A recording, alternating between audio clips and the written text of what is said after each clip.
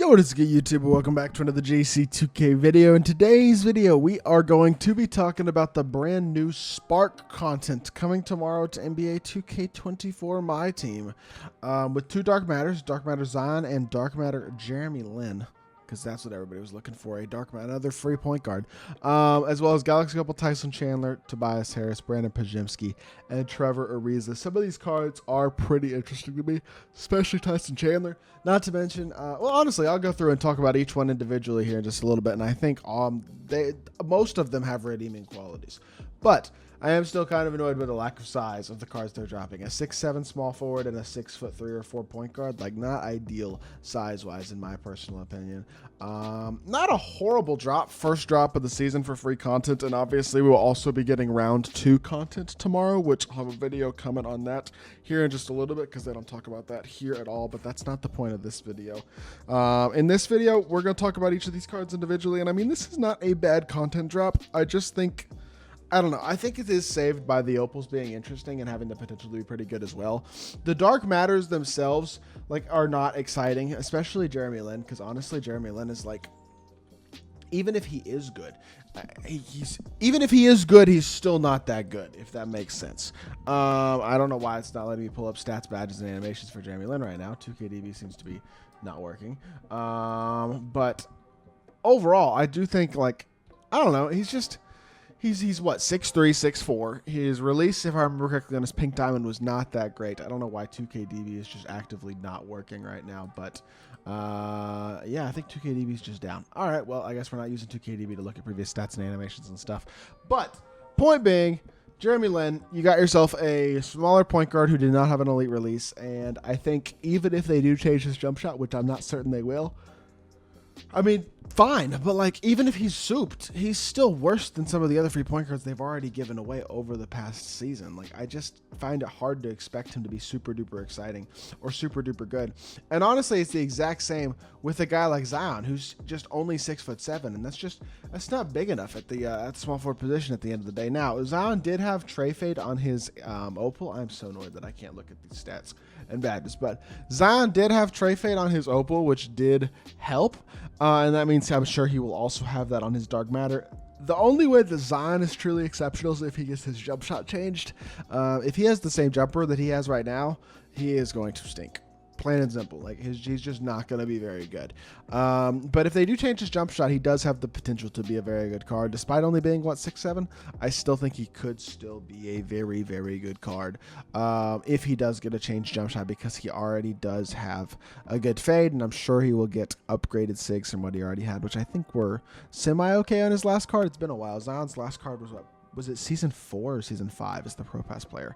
I think it was season 5. Anyways, also going to have a bunch of opals. Honestly, the opals to me are more exciting than Pink Diamonds, specifically opal Tyson Chandler.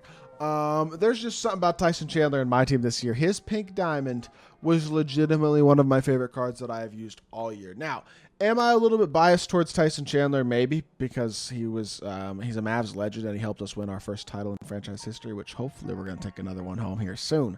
But Tyson's just one of those. This card he has a very large player build. He rebounds really well, and he's also a very, very solid shooter with a nice release, even on his base Pink Diamond card. Tyson Chandler was a really good shooter with a nice release. If it'll maybe work now, let me pull up. Nope, I guess 2KDB is just not going to work today. Oh well. He's got a very nice release. Marcus Morris base. I forget what the upper is, but a smooth, easy release that is not hard to time or hard to green. And that means you're going to get yourself a really good free big, a legit 7-footer who is elite defensively, super fast, big, and athletic, and also can shoot the ball at a high level. And I think that is going to be a very, very, very valuable card. In a position that is a little bit lacking still in top tier cards, I think Tyson can play both power forward and center and do so at a pretty high level. So he's an opal that I'm really excited about. Now, Tobias Harris, great release, what, 6'8"-ish at the power forward position, like, or at the small forward position, not horrible size. Is he listed at 6'9"? Actually, I really don't even know.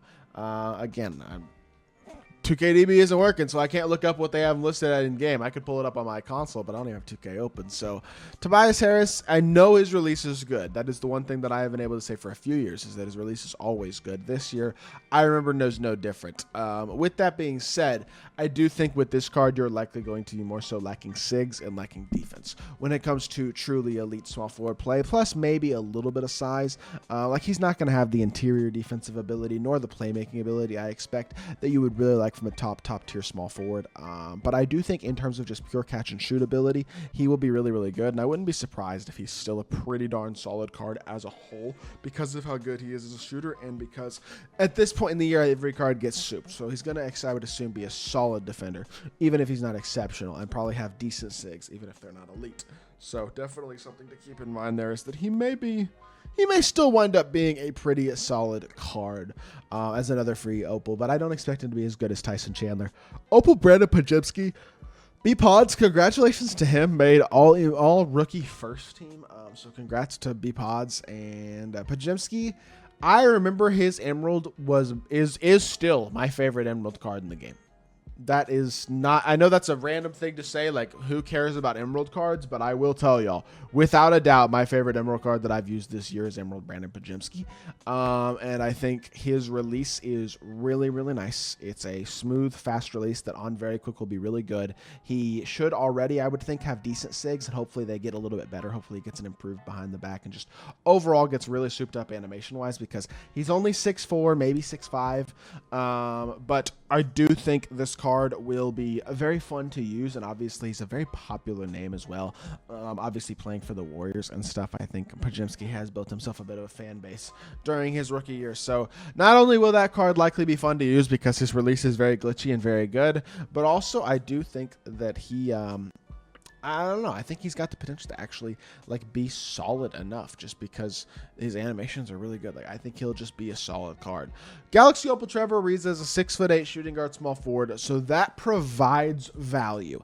I don't think it provides enough value for him to be like best of the best. Honestly, again, in my mind, he's going to be compared to that second tier of shooting guard, which is the Dominique Wilkins, Chris Middleton, RJ Barrett, like level of free card, I would say. I think RJ is probably the best of those three, but all those guys are definitely a tier below a guy like Glenn Rice when it comes to free cards. Opal Trevor Ariza has the potential to be like the free Shane Battier or free Gerald Wallace, but I don't think you're going to have enough shot creation nor an elite enough jump shot to be one of the very best small forwards in the game or shooting guards in the game regardless. But I do think with his size and versatility, as well as being another really solid free card, could be another card that's definitely worth grinding. So this is not awful. It's not great. The Dark Matters could certainly be better, and I am so sick of seeing short point guards especially. And while Zion is at least a big name, I don't know how incredible of a card he will actually be at his position, especially if his jump shot is not changed. But at least the Opals are very good. It does create some intrigue for this promo.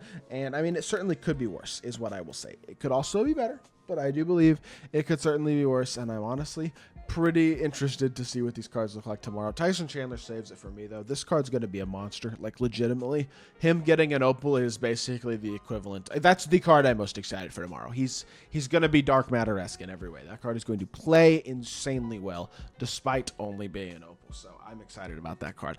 As a whole, looking forward to tomorrow's content drop. Obviously looking forward to the round 2 content as well. That could honestly be better than this. And hopefully we get some good cards in that as well. But looks like a decent, fun content drop for tomorrow. So hope y'all did enjoy the video. If you did, make sure you hit that like button, leave a comment, and subscribe. I'll be back with more 2K content very soon. And I appreciate y'all. Peace.